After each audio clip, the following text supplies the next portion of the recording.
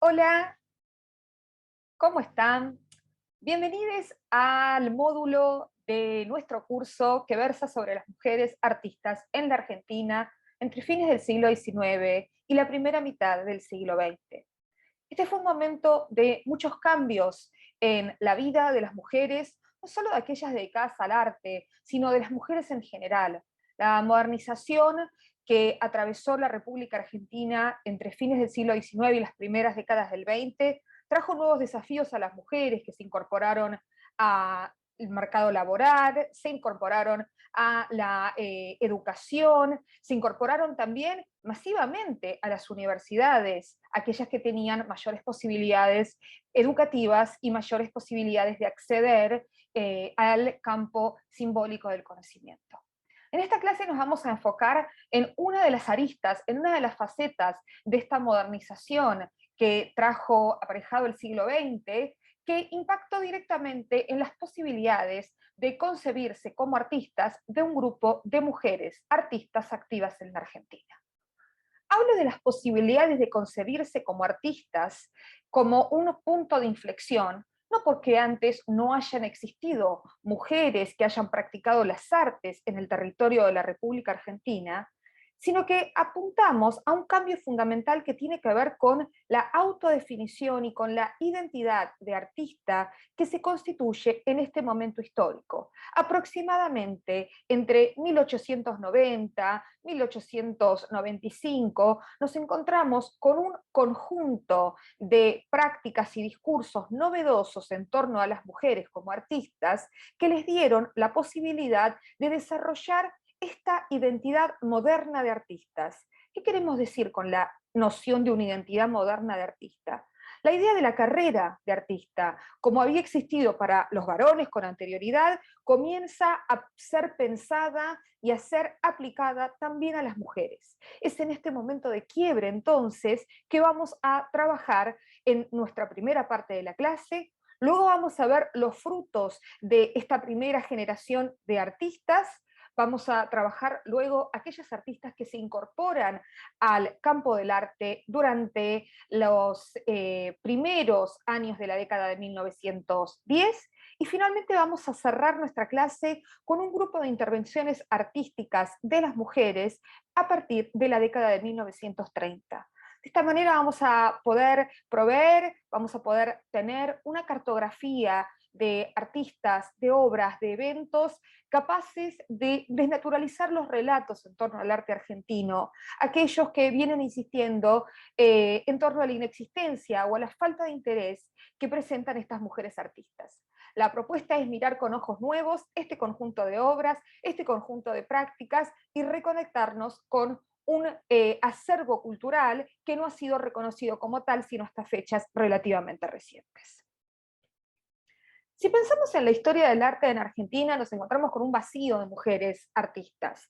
Nos encontramos, podemos pensar, bueno, con algunas heroínas, algunas mujeres artistas, tales como la escultora tucumana Lola Mora, activa entre fines del siglo XIX y comienzos del XX, que presenta una característica muy importante, su inclusión en algunas historias generales del arte y la producción de muchísimos textos, en este caso estamos viendo monografías, novelas, obras de teatro, una multiplicidad de soportes textuales que versaron sobre su vida y su obra.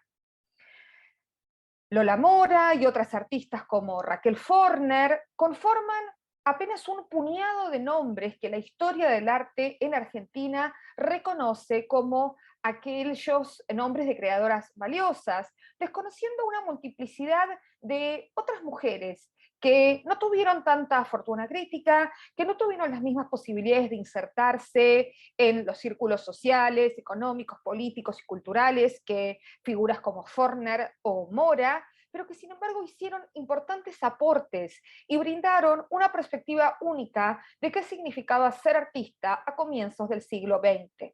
Cuando queremos reconstruir la vida, la trayectoria de estas mujeres artistas que han permanecido no exploradas por la historia del arte, que no conforman el tema de novelas, que no conforman el tema de monografías. Nos encontramos con obstáculos importantes.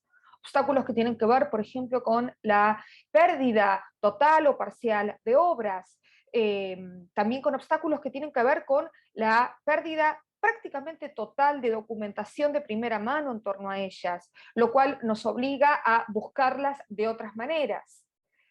Acá les pongo una imagen, siempre me gusta presentar alguna imagen como esta, que actúa como una especie de anzuelo y al mismo tiempo un elemento que nos produce una cierta desilusión.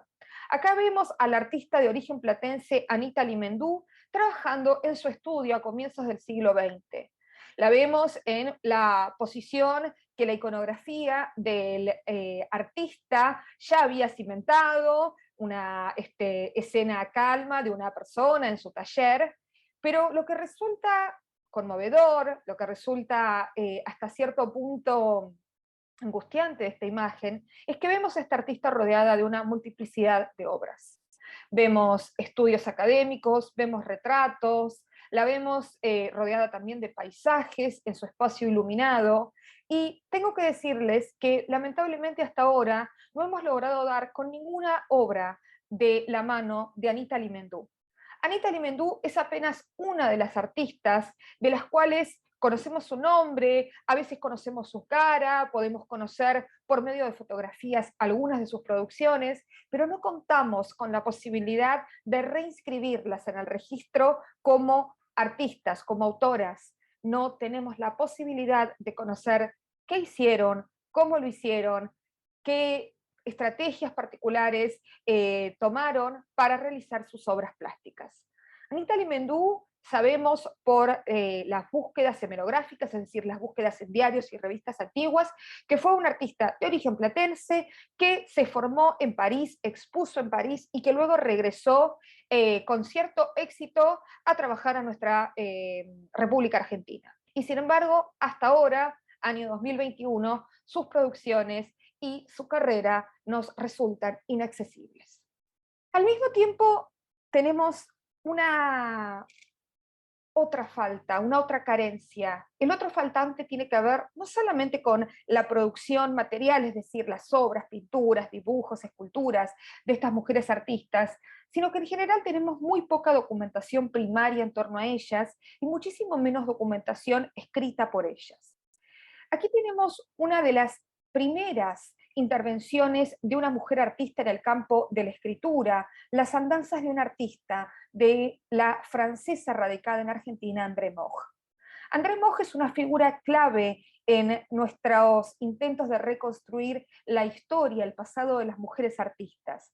Una mujer de la cual se conservan relativamente pocas obras, pero cuya importancia reside en haber escrito una serie de relatos autobiográficos extensos, capaces de iluminar las dificultades, pero también las posibilidades de inserción de las mujeres artistas en el contexto argentino entre fines del siglo XIX y comienzos del siglo XX, este periodo que estamos explorando en esta clase.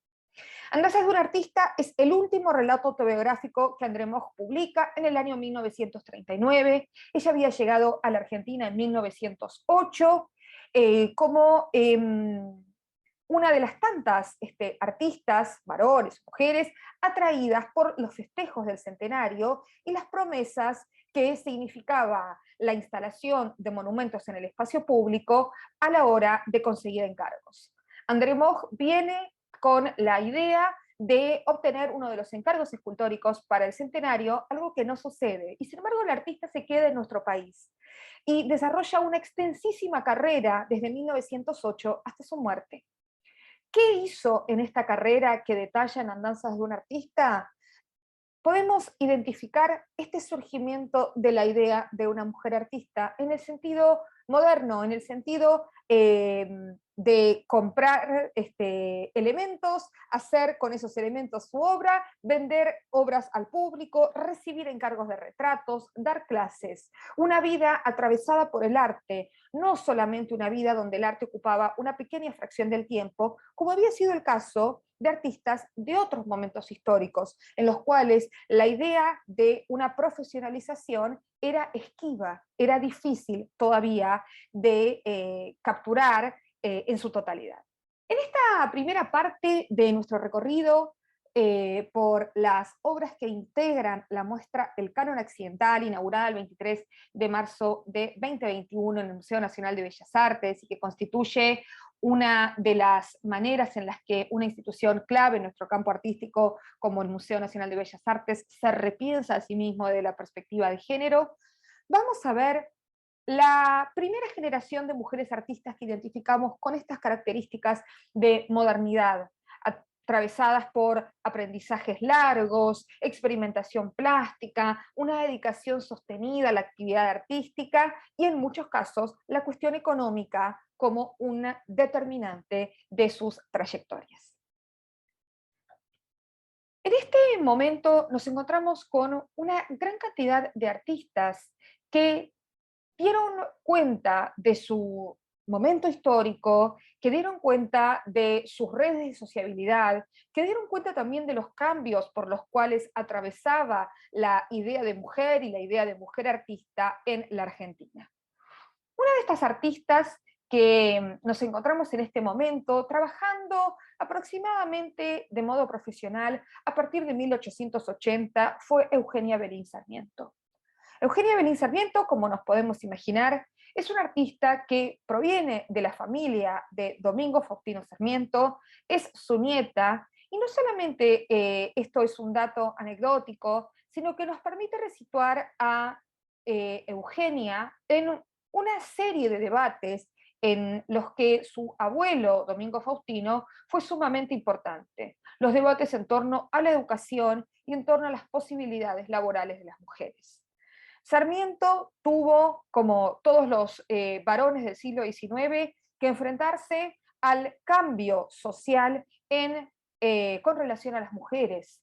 Y dio cuenta a través de diversos juicios sobre las mujeres de este momento de cambio que él vivió. Pero al mismo tiempo él contribuyó a forjar una identidad profesional, en este caso para Eugenia, y para muchas otras mujeres que sabemos que se profesionalizaron de la mano de aquellas ocupaciones femeninas que Sarmiento había ideado para las mujeres, por supuesto, la de la maestra normal en el centro de esta construcción. Pero no solamente como maestras normales, Sarmiento imaginaba a las mujeres, también como artistas profesionales, artistas de mérito. En el caso de Eugenia Belín Sarmiento, él realiza una operación muy interesante para facilitar la inserción de Eugenia en el campo del arte en formación a fines del siglo XIX, que tiene que ver con su traslado geográfico. Eugenia se había formado en San Juan, donde había nacido, junto a su tía Procesa Sarmiento, quien le había dado un montón de herramientas vinculadas al oficio de la pintura. Procesa Sarmiento había sido ella misma retratista y educadora de varias generaciones de mujeres artistas en San Juan. Cuando Eugenia alcanza su veintena, Domingo Faustino decide que debe trasladarse a Buenos Aires para continuar sus estudios y para ingresar en las redes de sociabilidad artística en formación que se estaban tejiendo en Buenos Aires. Para eso, Eugenia se traslada desde San Juan hasta Buenos Aires en 1880, donde comienza a trabajar en un taller propio, donde comienza a tomar clases con uno de los maestros de esta generación de mujeres artistas, que fue Giuseppe Agugliari, un pintor de origen italiano, radicado en nuestro país. A partir de este momento, Eugenia se convirtió en una presencia relevante en el campo de las bellas artes en la ciudad de Buenos Aires, una mujer que obtuvo mucho éxito, particularmente como retratista. Y aquí nuevamente tenemos a Sarmiento dándole herramientas conceptuales, podemos decir, para el ejercicio de la pintura como oficio, como actividad profesional. En una de las muchas cartas que se conservan entre Domingo y Eugenia, o entre Domingo y Procesa, que actuaba también de consejera de Eugenia, Domingo Faustino discute acerca de los precios que deben tener los retratos y aconseja a Eugenia no bajar jamás el precio de sus retratos, es decir, la está instando a valorar también económicamente su trabajo, a escabullirse de lo que había sido las ideas en torno al amateurismo femenino y a pasar a un plano de profesionalización. Aquí estamos viendo el retrato de Amelia Sánchez, uno de los tantos retratos ejecutados por Eugenia Belín Sarmiento en sus años de requerimiento, de gran requerimiento como retratista. Esta es una obra que tiene una historia material particular. Fue encontrada por Fabiana Barreda, una artista y teórica feminista, en la ciudad de Buenos Aires en la década del 80. Fue encontrada por Fabiana, fue atisbada por Fabiana en un volquete, y ella la llevó a la casa de su madre, Rosa Facaro, importantísima gestora cultural, crítica y curadora de nuestro país, quien precisamente estaba trabajando en ese momento en la curaduría de la mujer en la plástica argentina 1, un proyecto pionero de recuperación de la memoria histórica en torno a las mujeres artistas. Aquí tenemos entonces esta historia donde se anudan las derivas materiales o los devenires materiales de la obra de las mujeres artistas, en este caso este retrato de Amelia Sánchez, pintado por Eugenia Belín Sarmiento, el ojo avesado, el ojo inteligente de Fabiana que captó esta presencia, y el trabajo como investigadora de Rosa Facaro, capaz de darle a esta obra una valoración. Esta obra estuvo colgada en la casa que actuaba también como oficina de Rosa Facaro durante muchas décadas, y es gracias a Fabiana que hoy puede verse en las salas del Museo Nacional de Bellas Artes en préstamo para la exposición El Canon Accidental. Si analizamos la obra nos vamos a encontrar con que es un retrato femenino, de un gran detalle, con un gran trabajo particularmente en las veladuras que constituyen la vestimenta de la mujer retratada, Amelia Sánchez. Una mujer que no pertenecía al círculo de amistades de Eugenia, por lo que sabemos que se trató de un encargo. La placa que se encuentra al pie de la figura detalla el árbol genealógico mínimo de esta mujer, y es así como sabemos que su último descendiente muere sin dejar más descendientes, sin dejar mayores posibilidades de que esta obra continúe en la familia, y es así como termina arrojada a la basura. La obra presenta, además de este trabajo minucioso de las veladuras, la presencia de flores, un elemento que simbólicamente tiene una asociación cultural con la feminidad, y que en este caso nos remite a otras obras de Eugenia Belín Sarmiento que tuvieron a las flores como su tema central. Aquí vemos una imagen de Eugenia en su taller en la ciudad de Buenos Aires. La vemos rodeada de una enorme cantidad de obras, la vemos en el acto de seguir trabajando, es decir, no estamos en presencia de una artista aficionada, sino que estamos en presencia de una mujer que produce pintura y que sabemos que vendió esas pinturas. Se destaca esta imagen de una pintura de ramillete, o también podemos llamarla pintura de flores, que está estratégicamente colocada de frente al público para ser apreciada junto a la fotografía.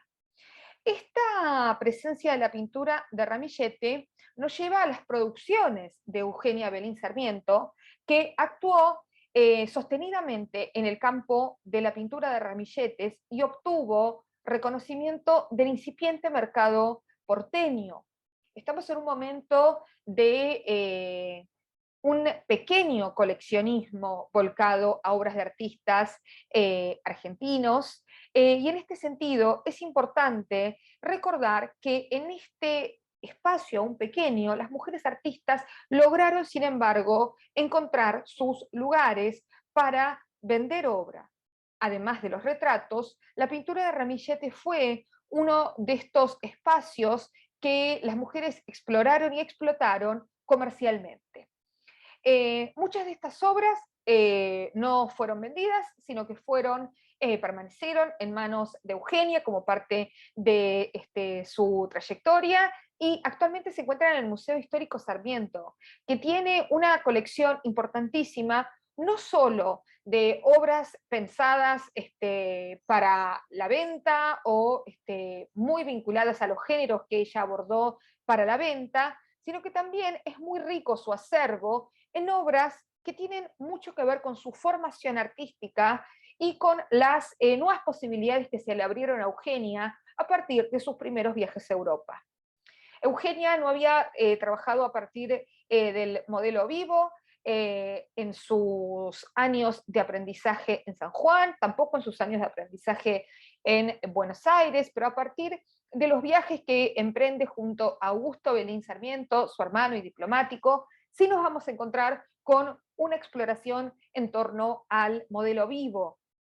Este tipo de obras constituyen un espacio interesante. Seguramente no fueron obras pensadas para su exhibición pública, no tenemos registro de que jamás haya mostrado este tipo de producciones, no tenemos registro de que existan otras obras de Eugenia que toquen estos temas fuera del acervo del Museo Histórico Sarmiento, es decir, no parecen haber circulado entre los y las coleccionistas de este momento, así que quedan como un espacio intermedio, podemos decir, una zona intermedia entre los estudios académicos y una obra terminada y preparada para su exposición.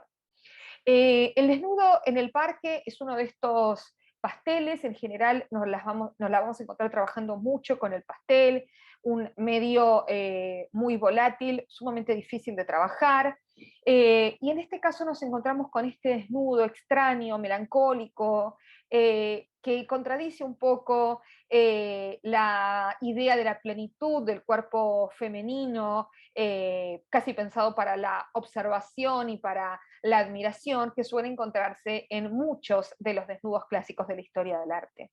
Aquí nos encontramos con una figura doliente, una figura que cubre su cara, una figura que en suma no revela su cuerpo ni sus facciones a los y las espectadoras. Eugenia Belín Sarmiento es un ejemplo destacado dentro de un grupo de artistas mucho más amplio que formó parte del círculo de artistas vinculados al Ateneo. ¿Qué fue el Ateneo?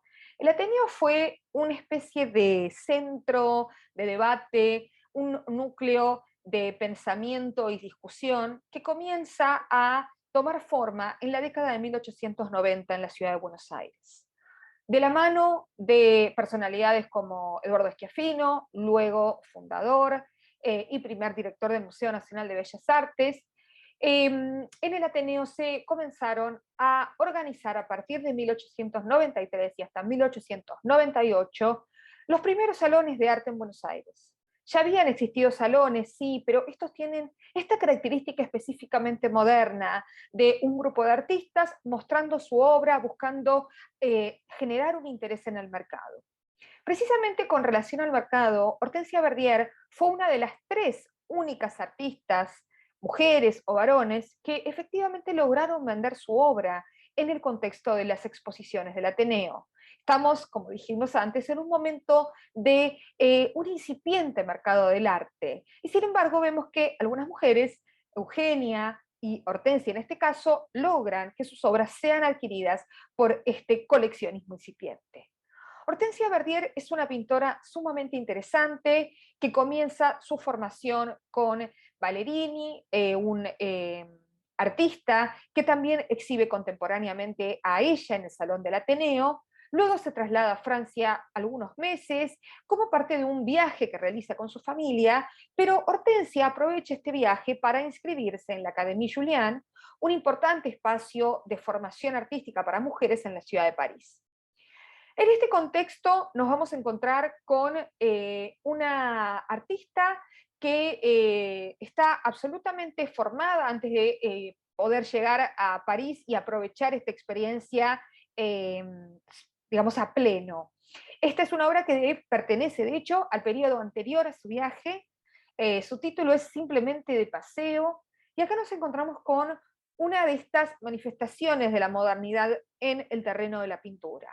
Hortensia Verdier nos presenta en esta obra con una mujer elegantemente vestida, una mujer evidentemente perteneciente a una clase social elevada, cuya silueta sumamente marcada por esta fina cintura se recorta frente a este fondo verde intenso, una característica que fue señalada por la prensa contemporánea, su uso osado del color, así como su gran firma en el ángulo inferior derecho, ¿sí? Allí la ven marcada en rojo.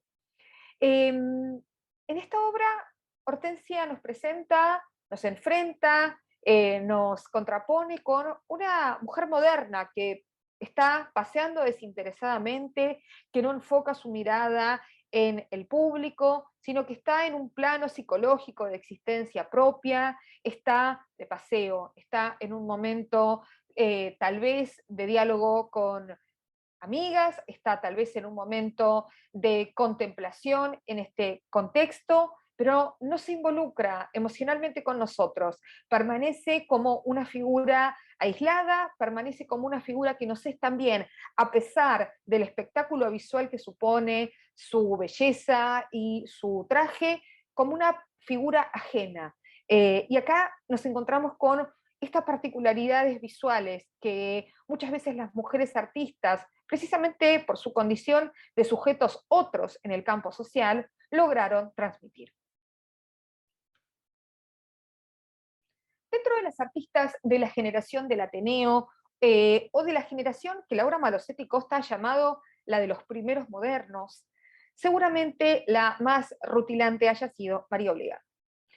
María Obligado es una artista absolutamente clave de este momento, una artista que aprovechó su situación de privilegio social y económico para moldear una carrera artística sin par entre las mujeres de esta generación.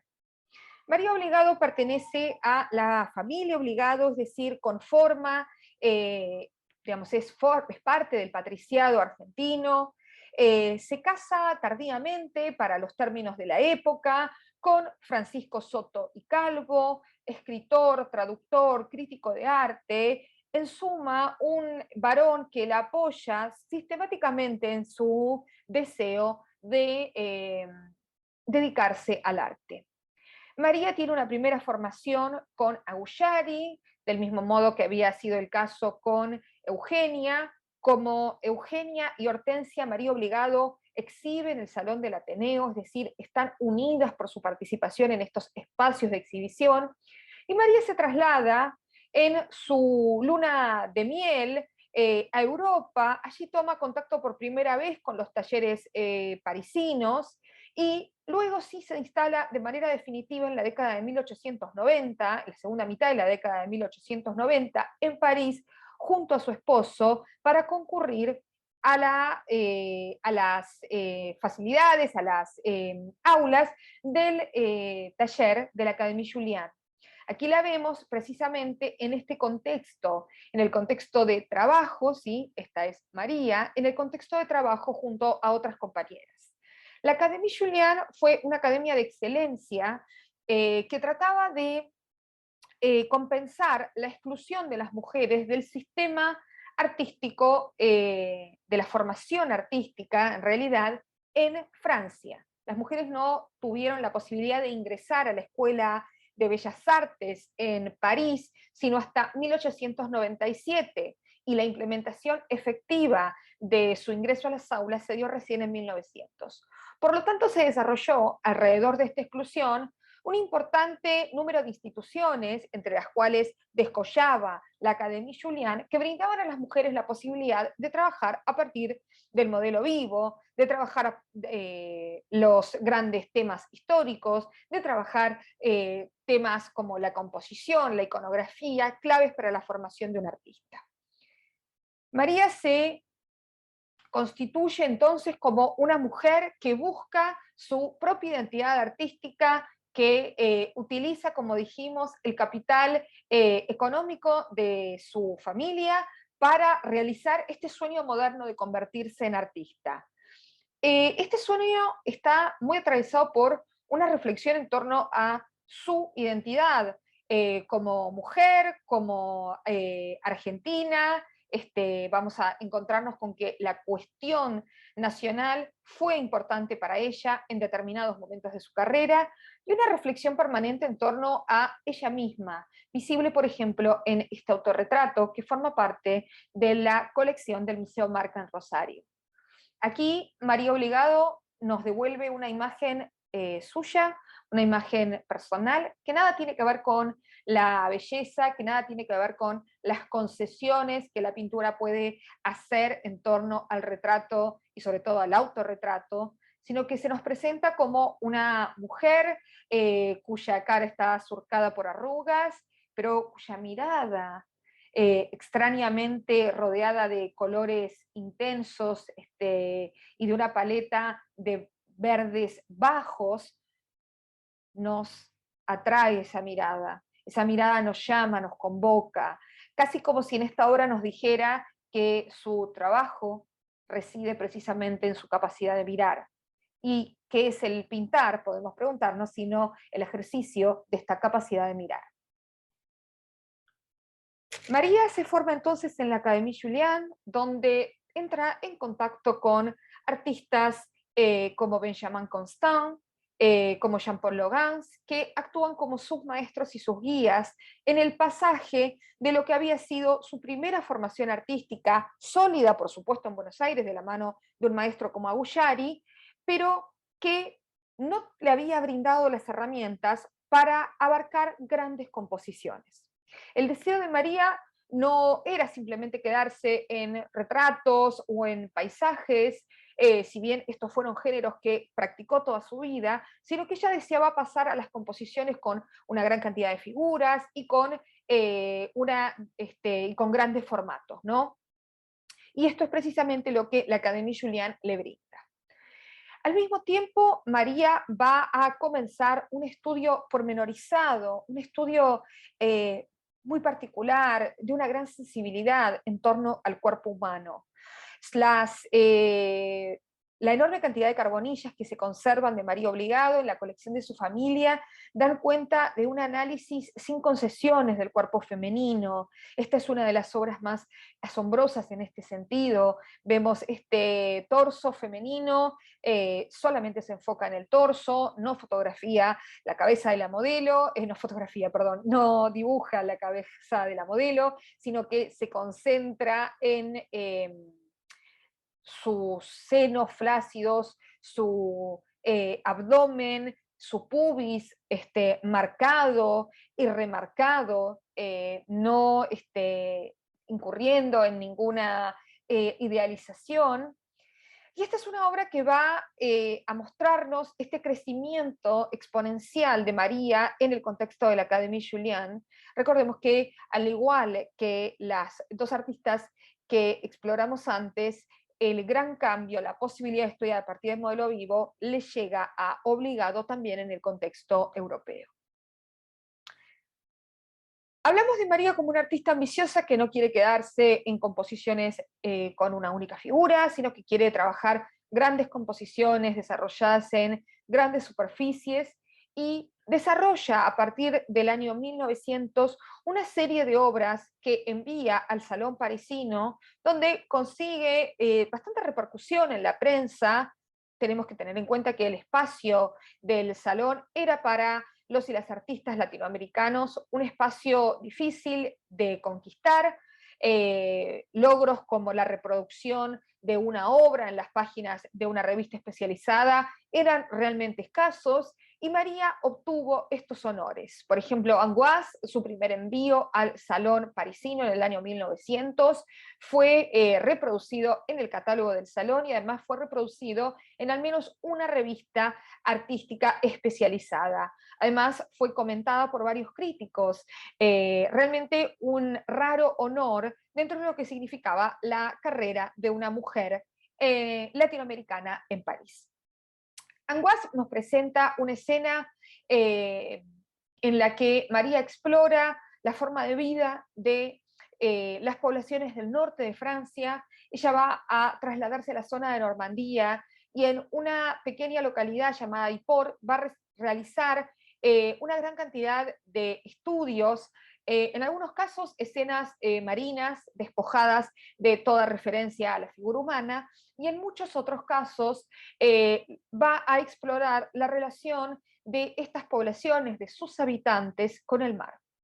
Angoisse precisamente da cuenta de esta relación compleja entre el mar, que sirve de sustento a las familias que residen en esta zona, y los peligros del mar.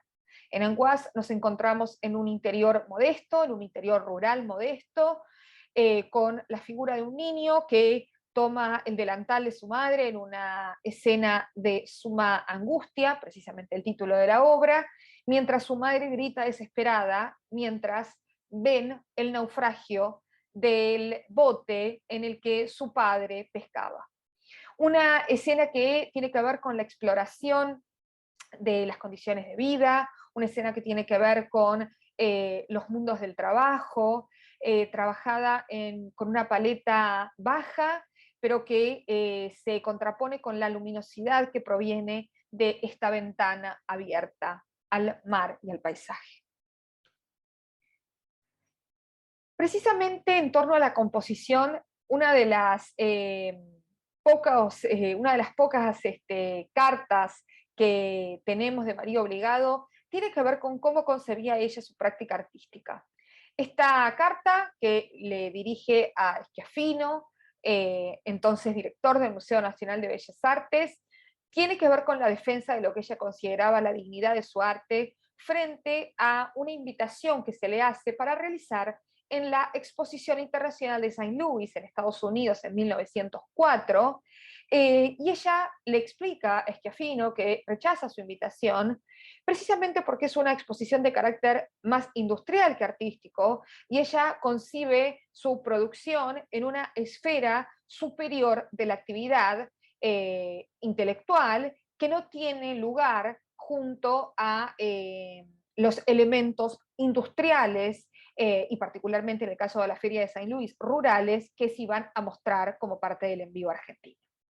Acá nos encontramos tal vez con la razón por la cual María Obligado nunca vio a su obra ingresar en el Museo Nacional de Bellas Artes durante los años de la dirección de Schiaffino, precisamente por esta pelea, esta disputa en torno a cuál era el lugar del arte en esta representación argentina al contexto norteamericano. En 1902, María Obligado retoma el tema de Normandía, el tema que había observado en Yport, en esta pequeña localidad costera, y nos presenta con una de sus obras más ambiciosas en Normandía, también llamada Las Tejedoras o Las Hilanderas. Todos estos son nombres que el artista le colocó a su obra en diferentes momentos en los que fue exhibida. Esta fue una obra que es exhibida en la primera muestra individual de María Obligado en nuestro país, precisamente en el año 1902, aunque originalmente la concibe para el Salón parisino. En Normandía presenta a un grupo de mujeres en el acto de tejer las redes de pesca.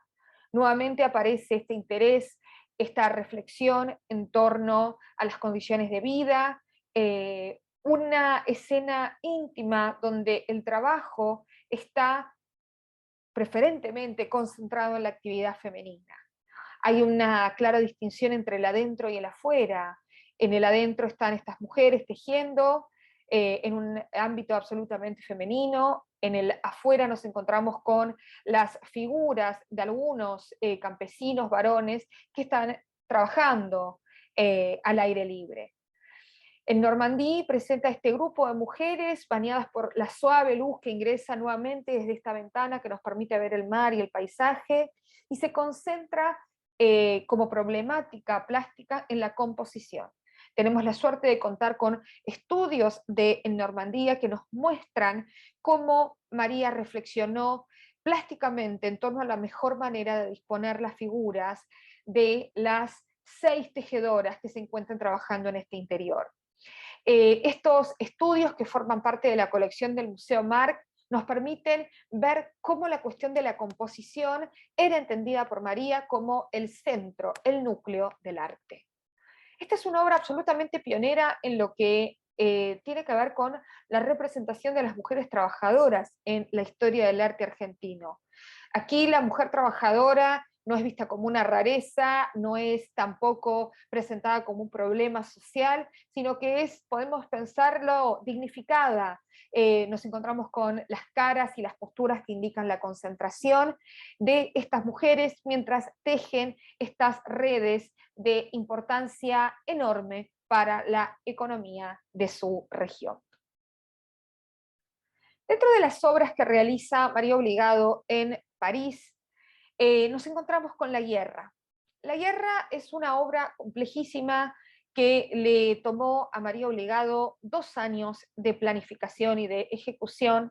Lamentablemente las condiciones actuales de conservación de La Guerra no nos permiten trasladarla. Se encuentra en un centro cultural en Rosario, muy dañada.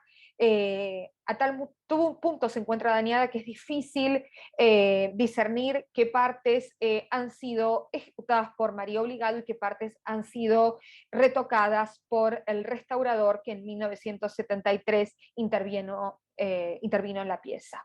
Por eso les muestro esta fotografía antigua, publicada en Caras y Caretas, cuando se mostró esta obra en el Salón Parisino, y que nos presenta la obra en su totalidad, con una gran definición, y podemos apreciar, a pesar de no poder dar cuenta del color, varios elementos históricos y artísticos fundamentales.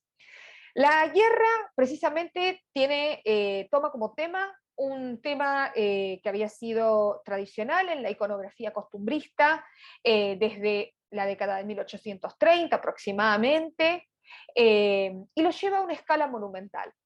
Este tema había sido un tema común en los álbumes litográficos, por ejemplo, pero nunca había sido el tema, entre comillas, de una gran obra de arte, ¿no? Este es el propósito de María Obligado, transformar un tema que tenía que ver con las costumbres rurales y que nunca había sido considerado un tema importante, sino más bien un tema pintoresco, transformar este tema en un gran cuadro de museo. La Guerra presenta una composición complejísima con una enorme cantidad de figuras, animales y humanas. La artista detalladamente estudió las posturas de cada una de las figuras, también se enfocó y estudió muy seriamente la anatomía de los animales para realizar los escorzos extremos que presentan los animales en el momento de ser marcados, es decir, en el momento de la guerra. La guerra está aquí presentada como una fiesta popular, precisamente con esta característica que tuvo la guerra antes de la tecnificación del campo en la Argentina, antes de los procesos de modernización del campo, y nos muestra esta fiesta popular, este momento donde mujeres y varones comparten este momento de trabajo. La artista exploró esta obra en una enorme cantidad de óleos y carbonillas, donde trabaja las diferentes partes de la obra y también la obra en su conjunto, como en este estudio para la guerra, uno de los más detallados que conocemos, que forma parte de la colección del Museo Marc en Rosario. Aquí podemos tener una aproximación a lo que son las búsquedas cromáticas de María Obligado en este momento. Fíjense que hay una utilización de colores muy intensos, de colores muy saturados. Fíjense en este verde, que ocupa una gran parte y que además es un poco la entrada simbólica del ojo del público. Luego fíjense estos colores rojos intensos con los que trabaja algunas partes de la vestimenta de las mujeres. Y en este caso nos encontramos con algunas de las figuras, no es exactamente la obra terminada, pero sí nos permite ver cómo operaba, cómo trabajaba la cabeza de María Obligado a la hora de componer muy cuidadosamente una obra. Con esta pieza cerramos nuestra primera parte, donde observamos las carreras de tres mujeres artistas de comienzos del siglo XX que abordaron una diversidad importantísima de temas y que eligieron la combinación de una formación argentina y la experiencia europea para potenciar sus capacidades y para modelar esta identidad de mujer artista moderna. Vamos ahora a revisar la actividad artística de las mujeres a partir de 1911. 1911 marca un hito dentro del campo artístico argentino porque marca la celebración del primer Salón Nacional de Bellas Artes. El primer Salón Nacional de Bellas Artes fue un evento organizado precisamente por la Comisión Nacional de Bellas Artes, que buscaba dar cuenta de las mejores y más representativas obras de la plástica en la Argentina de aquel momento. El Salón Nacional es un certamen que continúa realizándose ininterrumpidamente desde este momento, es decir, es un espacio que sigue siendo simbólicamente muy significativo. ¿Cómo fueron los primeros años de las mujeres en este espacio? Esto es precisamente lo que exploraremos en esta parte de nuestra clase. Las mujeres expusieron en el Salón de Bellas Artes ininterrumpidamente desde su primera edición en 1911, fueron bastante reconocidas por diversos sectores de la prensa. En este caso vemos la portada justamente del diario La Prensa, donde nos presentan obras de pintoras argentinas, muchas de ellas vinculadas al Salón Nacional, como Raquel Forner o Ana Weiss, y nos encontramos con esta celebración de la figura de muchas de estas artistas que contrasta con su olvido en las historias del arte, es decir, en los relatos que posteriormente se hacen en torno a este momento de la historia. Algunas de las artistas que se van a comprometer con el espacio del Salón Nacional, enviando obras de modo permanente, lo hacen con géneros como el paisaje o la naturaleza muerta, que eran géneros importantes, géneros transitados por los artistas, varones o mujeres de este periodo, pero que no necesariamente les aseguraban una compra importante por parte de los museos o no les aseguraban encargos posteriores.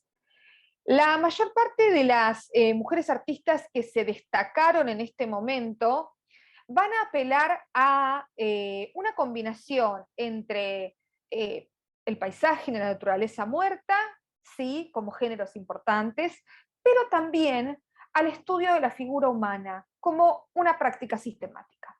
Acá vemos estas dos facetas reunidas en la misma artista, Léonie Matisse, una artista de origen francés, radicada en 1912 en nuestro país, donde desarrolló una larga y muy exitosa carrera, en la que combinó su interés por el paisaje con la exhibición y la realización de obras donde la figura humana imperaba. Tenemos que pensar que muchas de estas mujeres y muchos de los artistas en general de este periodo, entre 1910 y 1930, que son las décadas que estamos explorando en este momento, van a encontrar en el retrato una de sus grandes actividades. tanto en términos de reconocimiento profesional como en términos de inserción en el mercado. La figura humana se va a constituir como el gran tema para aquellas mujeres artistas que quisieran dar el salto entre un compromiso más bien débil con la práctica artística o un compromiso eventual con la práctica artística. Tenemos el ejemplo de muchas mujeres que exponen apenas un puñado de veces en el Salón Nacional y luego, posiblemente por cuestiones familiares, pensemos que abandonar la carrera era lo que se esperaba de las mujeres de cierta clase social, abandonar sus carreras laborales, sus ambiciones profesionales, nos vamos a encontrar con que aquellas que no las abandonan y que con más fuerza se ciñen a la idea y a la ambición de obtener un espacio en el campo del arte, se van a dedicar a la figura humana, ¿sí? Tenemos el ejemplo de Emilia Bertolé, esta artista santafesina que muy pronto comienza a trabajar en el contexto porteño también, ¿sí? Tiene como una doble pertenencia geográfica Emilia Bertolé, una artista que tiene una formación 100% nacional. Acá ya nos vamos a ir encontrando con algunas artistas que sí deciden hacer su experiencia europea, pero muchas otras que son egresadas de la Academia Nacional de Bellas Artes o de una multiplicidad de academias provinciales, municipales, públicas o privadas, que florecen en los primeros años del siglo XX. De una de estas academias, precisamente, es egresada Emilia Bertolé, una mujer que no realiza su viaje porque este viaje iniciático a Europa ya no era tan necesario con el establecimiento de academias fuertes en nuestro país. Acá tenemos este bellísimo desnudo que integra la colección del Museo Nacional de Bellas Artes, una obra que forma parte de un conjunto amplio de pasteles de Emilia, donde trabaja la figura femenina y que tienen unas bastantes similitudes formales con los pasteles de Eugenia, ¿no? Esta vaporosidad que permite el medio del pastel, estas figuras femeninas que no son completamente reveladas a los ojos del público, sino que se presentan en esfumados muy delicados, con una gran diversidad de colores, ¿sí? Si nos acercamos a la obra podemos ver los diferentes trazos que van componiendo la vasta paleta cromática de Bertollet. Bertollet también se enfoca, además de en el cuerpo femenino, desnudo, va a tener una importante producción en el campo del retrato.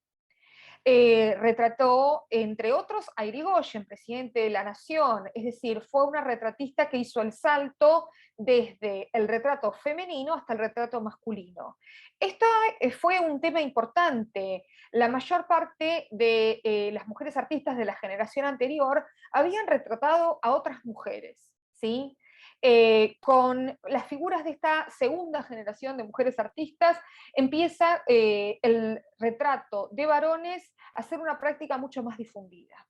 Acá nos encontramos con el retrato de mi padre, de Emilia Bertollet, una figura masculina dignificada en el acto intelectual de leer, con una mirada sumamente interesante e intensa, que si bien no está dirigida a nosotros, a nosotras como espectadoras, sí lo vemos mirar un punto fijo con muchísima atención. Fíjense el despliegue cromático con el que Emilio Bertollet parece sugerirnos la complejidad de la personalidad de su padre, ¿no? Estos múltiples puntos de colores que se mezclan en nuestros ojos para crear la imagen del padre, tan serena como atenta. También Emilia trabajó muchísimo sobre el autorretrato. El autorretrato, que había sido un género relativamente raro en la generación anterior, tenemos el ejemplo sí de María Obligado, pero en general no se han conservado autorretratos de las artistas de la generación previa. El autorretrato ahora sí pasa a ser un género importante, un género donde las mujeres dialogan con sí mismas, se construyen ante el público como mujeres y como artistas. Un género difícil para las mujeres artistas, porque sabemos que las presiones sociales en torno a las mujeres, aquellas que tienen que ver con el cuerpo, con la delgadez, con la belleza, existían a comienzos del siglo XX y siguen existiendo. Emilia fue una mujer de una enorme belleza, de hecho llegó a ser cara de, y sobre todo manos, porque fue modelo de manos de la empresa argentina Cutex. Emilia se autorrepresentó en una multiplicidad de ocasiones. Sus rasgos bellísimos, su nariz fina, su boca sumamente delicada, estas cejas maravillosas que enmarcan su mirada, fueron temas sobre los que ella volvió una y otra vez. Y si bien fueron obras muy admiradas, de hecho esta obra forma parte del acervo del Museo Nacional de Bellas Artes, tuvieron una consecuencia histórica que ella no podía predecir. Emilia, a partir de estos autorretratos, se constituyó más como musa de artistas en las historias del arte que escribieron estos relatos, que escribieron estas vidas, más que como artista de mérito, ¿no? Algo así como si su focalización en su figura la convirtiera en una narcisista eterna que se miraba todo el tiempo a sí misma. Este fue un efecto totalmente inesperado. En el momento estas obras fueron sumamente valoradas y luego se convirtieron apenas en la manera de consolidar ciertos estereotipos en torno a la obsesión de nosotras las mujeres con nuestras propias imágenes. Está bueno ver estas obras nuevamente, historizarlas y entender que tanto para ella como para sus contemporáneos tuvieron otras valoraciones posibles. Dentro de las artistas de esta generación nos encontramos también a Anna Weiss, también una practicante del autorretrato permanente y una retratista de las más buscadas y más reconocidas de estas décadas en Argentina. Al igual que Emilia, Anna Weiss no tiene una formación europea, se forma en la Academia Nacional de Bellas Artes, donde conoció a su marido, Alberto María Rossi, sobre quien vamos a hablar en unos instantes, y fue en la academia donde aprendió este manejo suelto de la pincelada, esta pincelada constructiva, una pincelada que en las críticas de comienzos del siglo XX, en los diarios y en las revistas especializadas, aparece invariablemente catalogada, definida como una pincelada masculina, ¿no? Dando cuenta de que el único elogio posible para una mujer es decir que pinta como un varón, ¿no? El vestido rosa es una de estas obras cuya pincelada constructiva fue admirada y celebrada por sus contemporáneos. El contexto donde se forma Ana, que es la Academia Nacional de Bellas Artes, brindaba a las mujeres una formación de excelencia, sí una formación segregada, esto es importante señalarlo, salvo en algunos cursos, varones y mujeres estaban separados y particularmente era importante para mantener, entre comillas, el decoro propio de la época que estuvieran separadas en el momento de las clases a partir del modelo vivo. En 1938, Anna Weiss ejecuta una de sus obras más importantes, si no la más importante, en el estudio.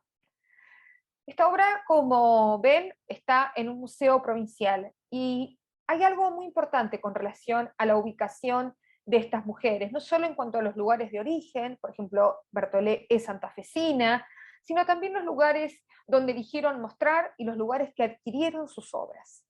Esta obra fue presentada por primera vez en el Museo Nacional de Bellas Artes, y el destino, entre comillas, ideal hubiera sido el Museo Nacional de Bellas Artes. Sin embargo, la Comisión Nacional de Bellas Artes no adquirió esta obra. La comisión tal vez vio algunos de los elementos ligeramente controversiales y polémicos que vamos a analizar y decidió otorgarle el primer premio, pero no el premio de adquisición. ¿Qué hizo Anna Weiss? Bueno, esta es una estrategia que siguieron muchas mujeres artistas.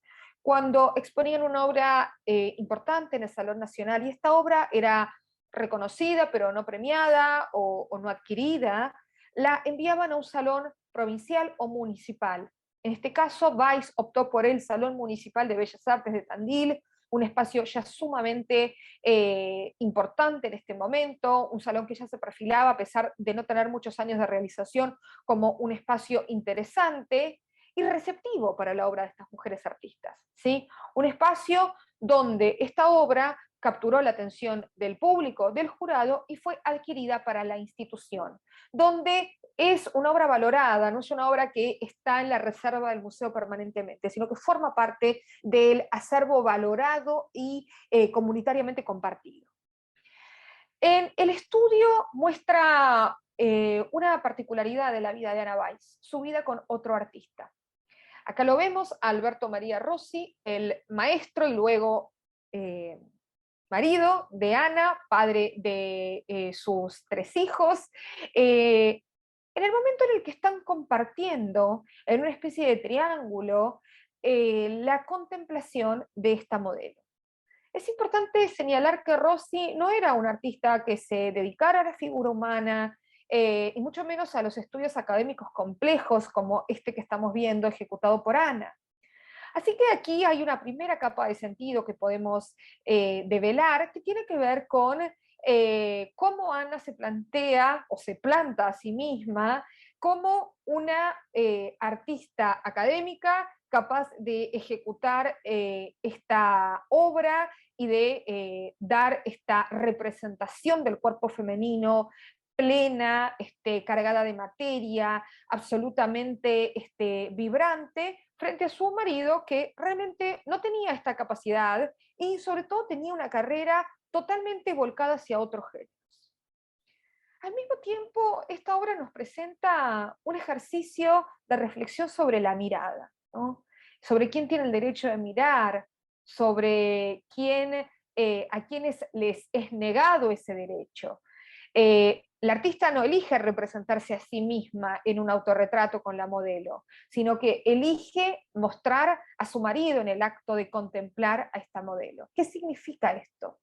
Bueno, podemos pensar que Ana Weiss sabía que socialmente la mirada de los varones tiene un peso y tiene una cierta autorización. En cambio, la mirada de las mujeres sobre el cuerpo de las otras mujeres es percibida como un acto clandestino, como casi un acto de rebeldía.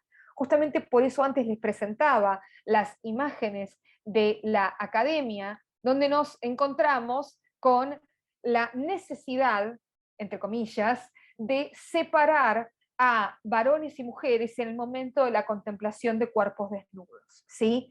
Las mujeres no deben, se creían, dibujar a partir del cuerpo desnudo de una modelo en presencia de otros varones. Esto tiene que conservarse como un ejercicio casi en secreto.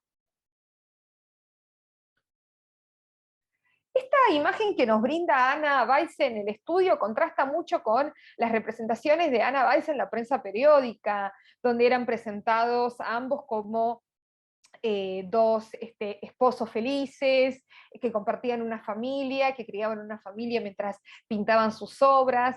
Esta obra y esta triangulación de miradas y este juicio de valor que parece Ana hacer sobre la obra de su esposo, nos presentan una visión decididamente diferente de esta carrera artística compartida y rodeada siempre de la presencia de sus hijos. Ana también fue una cultora del autorretrato. Muchos de estos autorretratos son autorretratos puros, absolutos, donde no hay una referencia a su trabajo. En otros sí la vamos a encontrar con sus pinceles, pero en esta pieza sobre la que me quiero enfocar un segundo, que pertenece al acervo del Museo Nacional de Bellas Artes, nuevamente nos encontramos con esta figura que no recurre a la iconografía tradicional del artista, con el caballete o con los pinceles, sino que nos presenta la mirada como foco de la obra. Si miramos el color de los ojos de Ana, están trabajados de una manera muy particular, de una manera que hacen que se conviertan en el foco de la atención de la obra, por ese juego muy particular que se establece, ese juego cromático particular que se establece con este fondo neutro, pero muy claro de la obra. Dirigimos nuestra mirada hacia esa mirada y esa mirada es precisamente la mirada de la mujer que pinta. Nuevamente, como en el caso de María, nos encontramos con que las artistas a veces prescinden de la iconografía tradicional, de la paleta y los pinceles en favor de este foco en la mirada, este foco en el uno a uno que establecen en el diálogo con el público, dando cuenta nuevamente de que el trabajo de Ana como artista es el de mirar. Ana fue también muy reconocida, no solamente por su capacidad académica de dar cuenta del cuerpo humano, particularmente del cuerpo femenino, sino también por sus escenas donde la infancia, donde los vínculos familiares son centrales. Este es el caso de la abuelita. Así como en el estudio había sido premiada pero no adquirida con destino al Museo Nacional de Bellas Artes, la abuelita sí marca la primera vez que una obra de una mujer artista es elegida para ser distinguida con el premio Adquisición en el Salón, en la categoría de pintura. La abuelita es una obra mucho más tradicional, si se quiere, que en el estudio. Es una obra que nos presenta una iconografía muy interesante, por supuesto, que tiene que ver con los vínculos familiares, como sostiene la historiadora del arte Gloria Cortés Aliaga.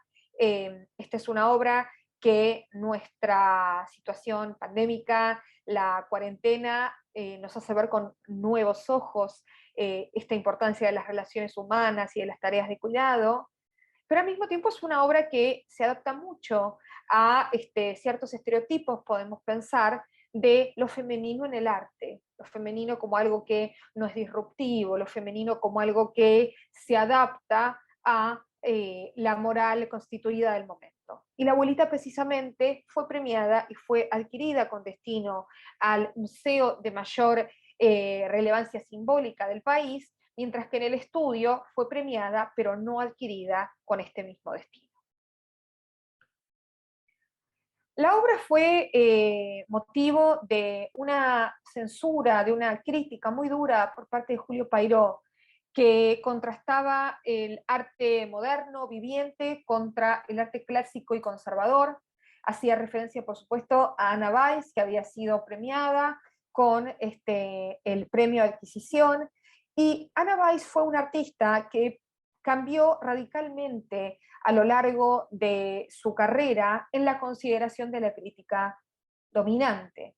Sus primeras obras fueron celebradas como obras modernas, caracterizadas por esta pincelada constructiva, pero para la década del 30 ya eran muchísimas las voces, particularmente voces masculinas como las de Pairó, que demandaban que Ana cambiara su estilo y que se integrara a nuevas formas de representación. Aquí nos encontramos con esta tensión entre las formas del arte moderno y la creación artística de las mujeres, ¿no? Muchas veces las mujeres se repliegan en formas más tradicionales de arte para no arriesgar el capital ganado, pero también muchas veces son censuradas, como vamos a ver en un rato, cuando se aventuran en las formas del arte moderno. Finalmente vamos a trabajar sobre la figura de Lía Correa Morales. Lía Correa Morales es una artista, podemos decir, bisagra en muchos sentidos, porque es una artista que retoma algunos elementos que tenían que ver con la generación anterior de artistas. De hecho, su madre había pertenecido a la generación de artistas del Ateneo, Elila González Sacha, y luego su madre abandona la práctica de la pintura para dedicarse plenamente a la geografía. De hecho, fue una de las mujeres que fundó la Sociedad de Estudios Geográficos en nuestro país. Lía Correa Morales es hija de esta mujer muy notable y de Lucio Correa Morales, escultor pionero en nuestro país. Lía tiene una formación compleja, la primera parte la hace con su padre, luego pasa por algunos maestros varones y realiza este tipo de obras en su primera parte de trabajo. Esta es una obra que ella realiza cuando todavía es una adolescente, tiene algo así, 18, 19 años, es una artista muy joven, es adquirida por el Museo Nacional de Bellas Artes con ocasión de su exhibición en el Salón Nacional, una obra muy misteriosa nuevamente, ¿no? Un desnudo que no se termina de revelar, un desnudo que presenta estas veladuras, estos tules que lo envuelven, y un desnudo que tiene nuevamente esta visión borrosa en torno al cuerpo femenino. Algunos elementos como el pelo rojo intenso, el cabello rojo intenso de la figura nos llaman muchísimo la atención y nos hacen querer mucho más ver las facciones de esta mujer. Un elemento interesante es que esta obra fue exhibida con un seudónimo en el contexto del salón. Luego, cuando es comprada, sí tenemos la ratificación de que se trata de una obra de Lía Correa Morales, porque el recibo está hecho a nombre de Lía, pero para su exhibición ella eligió esconderse bajo un seudónimo. Tal vez por su edad, por ser tan joven, esta no era una obra que considerara apropiada para hacer su presentación al Salón Nacional. La Dama de Gris es una de las obras que integran el canon accidental. La Dama de Gris forma parte de una serie de retratos femeninos que Lía Correa Morales inaugura en su estadía en Francia. A diferencia de Berthollet o de Anna Weiss, Lía Correa Morales sí tuvo una importante estadía francesa desarrollada entre fines de la década de 1920 y comienzos de la década de 1930, donde la artista cambió, reformuló y podemos decir subió la apuesta de su producción con respecto a su producción anterior.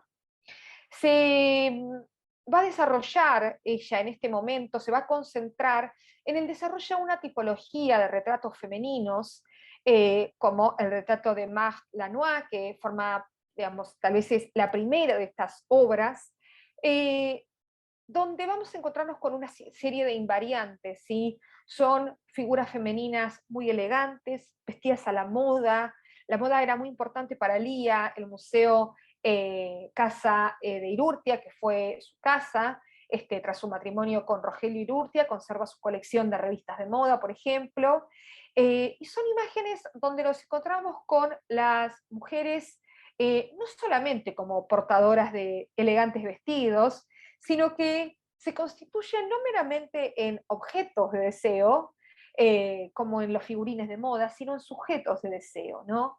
Todas ellas están representadas de cuerpo entero, tienen una pisada muy fuerte, una gran dignidad en su imagen, miran a este punto que no somos exactamente nosotros y nosotras, sino que es un punto alejado, un punto que trasciende el espectador, como si tuvieran una mirada avesada que mira más allá. Esta tipología retratística marca el cambio entre la primera producción de Lía Correa Morales, como la que vimos en el caso de este desnudo interesantísimo, y lo que fue su producción más célebre y más reconocida por la crítica, su serie de los grandes retratos femeninos, como La Dama de Gris o Marthe Lanois. Estas obras, como Marthe Lanois, fueron reconocidas en el Salón Nacional. Marthe Lanois obtuvo el segundo premio en la categoría de pintura y se constituyeron como modelos artísticos importantes en su momento histórico. Modelos artísticos muy atravesados por la modernidad, muy atravesados por la presencia de esta ropa particular que las distinguía de otras producciones artísticas donde la ropa de las personas representadas, de las figuras representadas, no daba cuenta, no tenía exactamente este pulso del tiempo vivido. Lía Correa Morales obtuvo un éxito inédito como artista, no solo en la ciudad de Buenos Aires, sino que también se constituyó como una artista, como una referente a nivel nacional. Por ejemplo, en el Salón de Santa Fe del año 33 fue la invitada de honor de el Museo Rosa Galisteo, ¿sí? En el contexto del salón que se realizaba allí. Fíjense estas imágenes de la sala de los invitados de honor, donde Lía Correa presenta, por supuesto, a Marc Lanois, este óleo que había creado en París y que había sido ya merecedor de una distinción por parte del Salón Nacional. Acá vemos entonces cómo las mujeres artistas buscaron no solo un reconocimiento centralizado en la ciudad de Buenos Aires, sino que federalizaron, si se quieren, sus ambiciones. Y para cerrar este núcleo, nos vamos a detener brevemente en la figura de Lara Pérez, otra artista egresada de la Academia Nacional de Bellas Artes, que en 1925 ejecutó este hermosísimo retrato, que exhibió en el Salón Nacional sin que fuera premiado y sin que fuera adquirido, por lo que realizó esta operación sobre la que ya hablé, en torno a su colocación en otra exhibición, en este caso en el Museo Provincial de Bellas Artes de Santa Fe, donde fue exhibida en la década del 20 y fue adquirida en el contexto del Salón Provincial de Bellas Artes. La obra es una obra de colores vibrantes, de una paleta asombrosamente saturada. Nuestra primera impresión, o la primera impresión de mucha gente, es contar las cuentas del collar para ver si se trata de un rosario, y luego en este juego que realiza el artista con las manos recortadas sobre este fondo tan intenso, nos lleva al antifaz que la mujer sostiene con su mano derecha. Y ahí nos damos cuenta de que estamos en una escena de carnaval. ¿Sí? Es una escena que da cuenta de los bailes de carnaval, y a pesar de la calma de la figura, podemos entrever el desenfreno de la fiesta en el modo en el que el vestido se funde con el azul del fondo, casi dando cuenta del dinamismo al que este vestido va a estar sometido o fue sometido durante el momento de los bailes de carnaval. En esta última parte de nuestra clase vamos a examinar producciones artísticas de mujeres entre mediados de la década del 30 y la década del 50. Vamos a enfocarnos en algunas creadoras. Este fue un momento de una gran diversidad de propuestas estéticas por parte de las mujeres. Realmente el título de esta parte de la clase, en el Centro de Nuevas Direcciones, busca dar cuenta precisamente de la multiplicidad de caminos que las mujeres artistas abrieron en nuestro país en este momento. Una de las obras que mejor da cuenta de este proceso es Reposo, obra de Consuelo González, presentada en el Salón Nacional en el año 1935 y premiada con el primer premio municipal, lo que garantizó su ingreso al acervo del Museo Sívori en la ciudad de Buenos Aires. Reposo de Consuelo González es una obra que nos impacta profundamente por la multiplicidad de puntos de vista que están sintetizados en una única imagen, partes como la mesa o el colchón o la cama donde está ubicada la modelo, que están vistos desde arriba, la espalda de la modelo que está vista frontalmente, la nuca de la modelo que está vista también desde un punto de vista ligeramente lateral, es decir, una enorme cantidad de puntos de vista unificados en una obra que adquiere un extraño dinamismo gracias a esta coexistencia de puntos de vista. El cubo del fondo actúa como un modo de dar cuenta de las deformaciones a la perspectiva tradicional que Consuelo González está realizando en esta obra. La obra nos presenta a esta mujer con una espalda fuerte, con unos pies marcados por haber estado descalza, unos pies que presentan su planta sucia, y nos invita en un juego muy sensual, González, a mirar esta espalda, a mirarla una vez más, a detenerlos en la sombra. Tal vez este lazo blanco refiera a la pertenencia de esta mujer a una escuela nacional, ¿no? Tal vez sea una colegiala, y en este sentido, la posibilidad de que sea la representación de un estudiante podría explicar algunos de los comentarios fuertemente derogatorios que se hicieron en torno a esta obra, calificada por Atilio Rossi en las páginas de Sur como pornográfica. ¿Qué sucede aquí? Bueno, tal vez este elemento iconográfico, la presencia de este lazo blanco, haya llevado a Atilio Rossi a censurar esta obra considerándola una obra obscena, precisamente por representar y sexualizar a una mujer joven o incluso a una menor. Pero me inclino a pensar que no es solo eso, sino que me inclino a pensar que hay algo en el modo en el que la obra está construida, no solo lo iconográfico, sino en el modo en el que el artista trabajó este cuerpo, que motivó esta censura de Atilio Rossi. En efecto, Consuelo González nos presenta un cuerpo extremadamente erótico, un cuerpo en cuya volumetría incluso nos invita al tacto, nos invita a tocar esta espalda. Una obra entonces donde este derecho de mirar de las mujeres permanentemente cuestionado se transforma por completo y nos revela la capacidad de las mujeres de tener una visión erótica sobre nuestros propios cuerpos. Las mujeres que integran esta parte de nuestra clase estuvieron unidas por su formación en la Escuela Superior de Bellas Artes en la Cárcova. Muchas de ellas cursaron sus estudios superiores allí. La Cárcova no era una escuela de bellas artes, sino que podríamos describirla como un posgrado en bellas artes.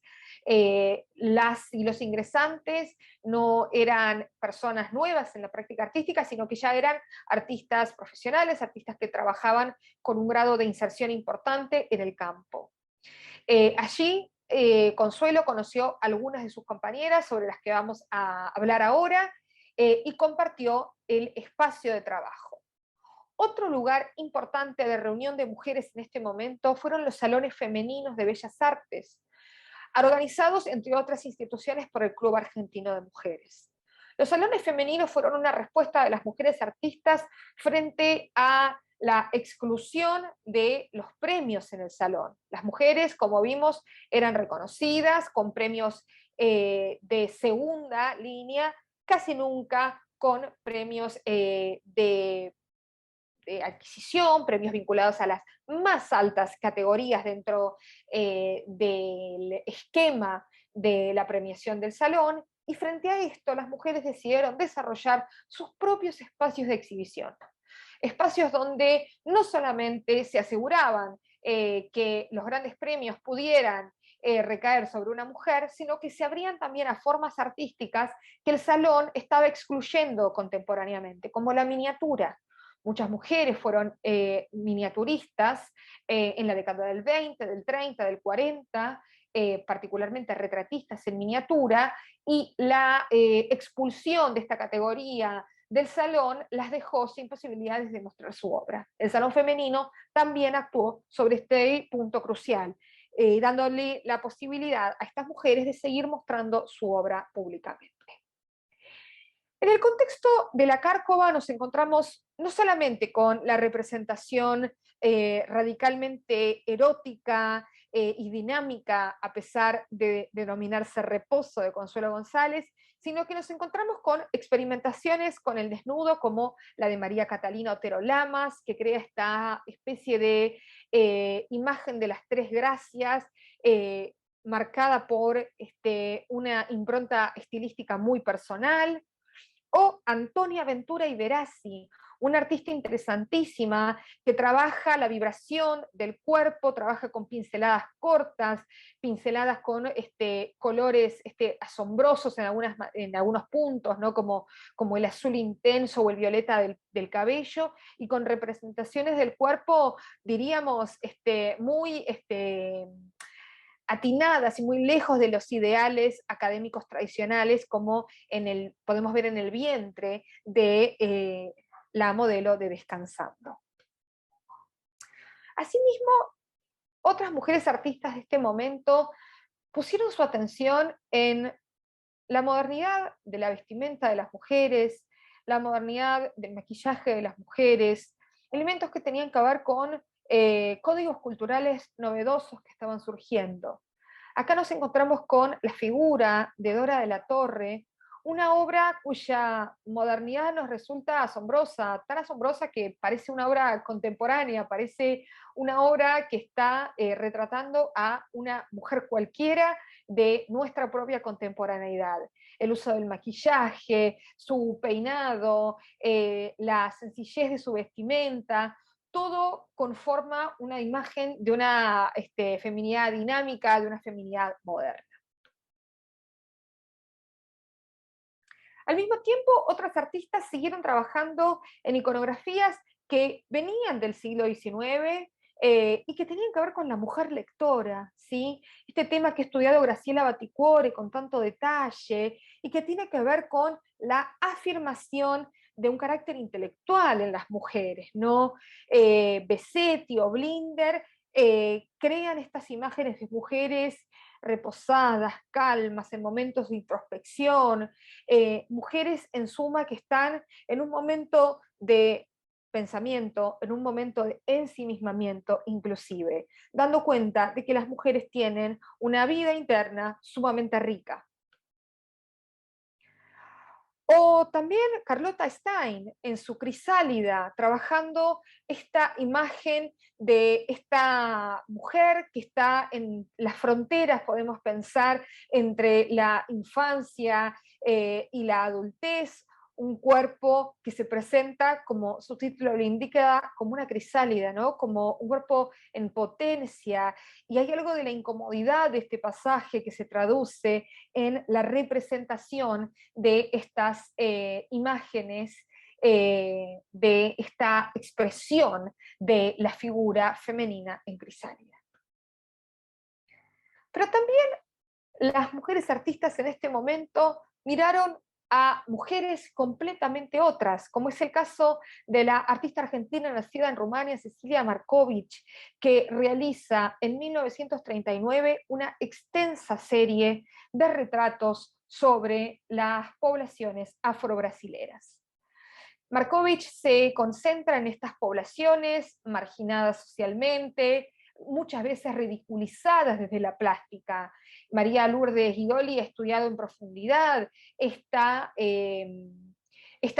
estereotipos que han plagado la plástica latinoamericana y la plástica en términos globales en torno a las poblaciones afrodescendientes, y nos encontramos con una dignidad, con una dignificación en la obra de Markovich totalmente alejada de lo derogatorio, de lo caricaturesco. Por el contrario, Markovich busca los gestos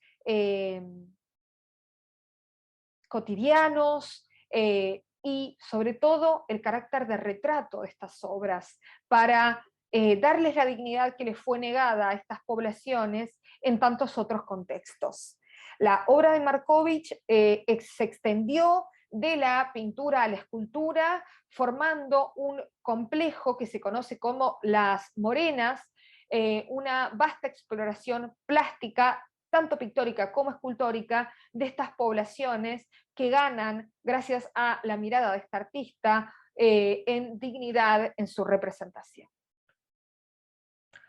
O artistas como la austríaca Chale, que también se desplaza, también viaja como Markovich a Brasil. Chale lo hace al norte de nuestro país y a otras geografías latinoamericanas como Ecuador, como Bolivia, y representa a las mujeres de estas latitudes, a las mujeres que nuevamente no son presentadas como sujetos pasivos, sino que están captadas en toda su complejidad, son retratos, ¿no? Tienen esta particularidad de enfocarse en las facciones y de intentar siempre transmitir la humanidad de los sujetos capturados.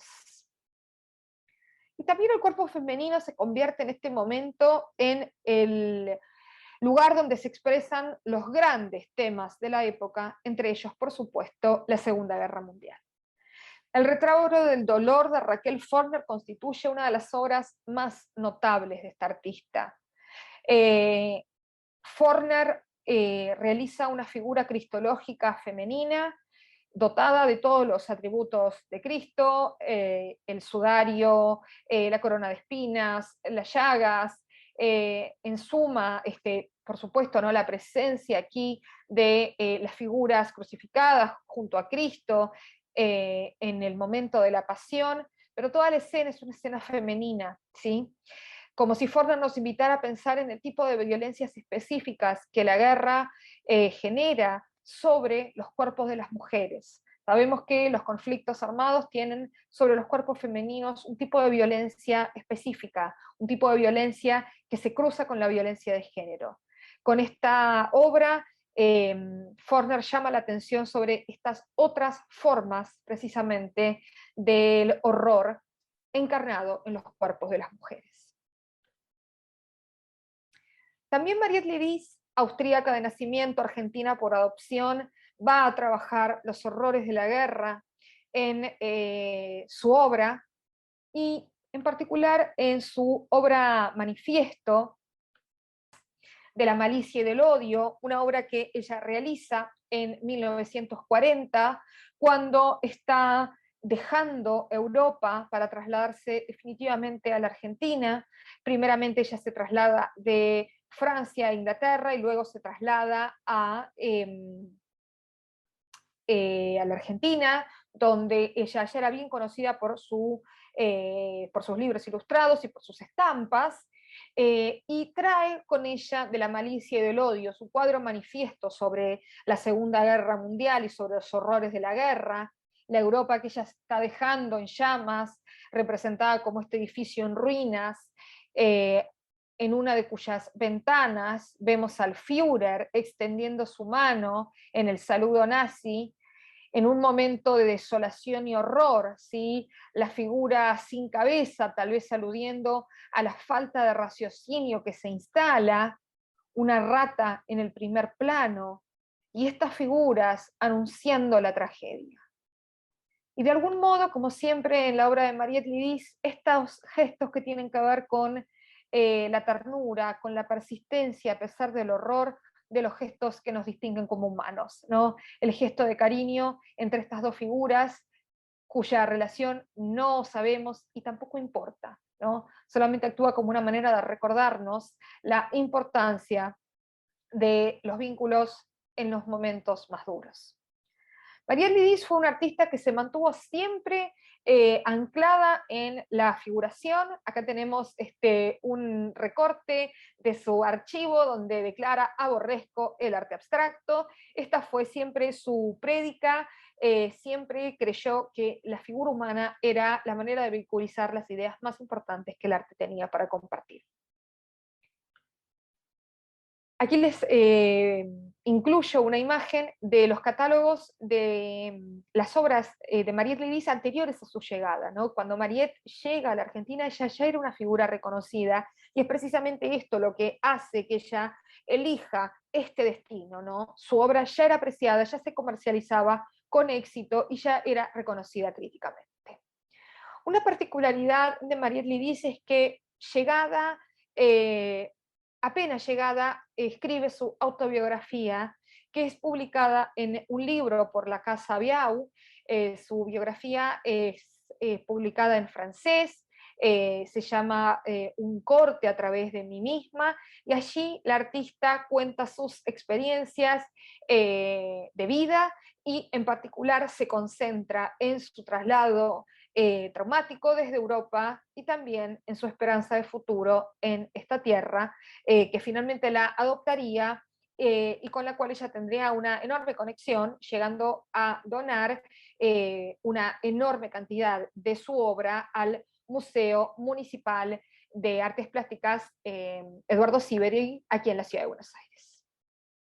Bueno, y para terminar este recorrido por los cuerpos de estas mujeres, por los cuerpos que estas mujeres imaginan y crean en la década de 1930, 1940, vamos a irnos a la figura de María Carmen Portela, una artista extraordinaria que compartimos con Uruguay, Una artista que comienza sus primeros pasos de formación, digamos, articulada y orgánica, había tenido una formación autodidacta muy importante, y aún así se incorpora como alumna autodidacta y en un acto bastante extraordinario, esto no era común para nada, en la Escuela de la Cárcova. Aquí la vemos trabajando con sus compañeros varones, la distinguimos por su figura, por su altura. Aquí vemos un autorretrato bastante tardío, pero que decidí incluirlo a pesar de no formar parte del recorte temporal que estamos trabajando, para que vean este intenso humanismo de María Carmen y esta representación sin concesiones de ella misma, ¿no? Este retrato que la muestra con nuevamente sus arrugas, sus surcos, ¿no? Toda este énfasis en la vida vivida. En este recorrido vamos a trabajar sobre esta obra que estamos viendo, ¿sí?